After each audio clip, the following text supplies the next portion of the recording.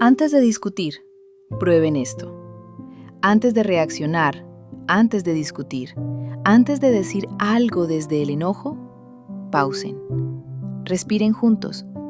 Mírense sin hablar. Recuerden por qué están aquí.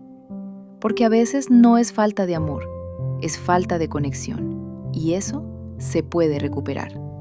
Si quieres aprender a reconectar con tu pareja sin lastimarse, en mi canal de YouTube, Respirando con Amor, te acompaño con meditaciones guiadas.